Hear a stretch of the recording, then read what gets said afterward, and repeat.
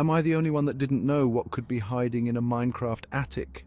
Emily's about to discover it firsthand. It's a dark, quiet night in Emily's Minecraft world. Just as she settles down, a faint scratching sound breaks the silence.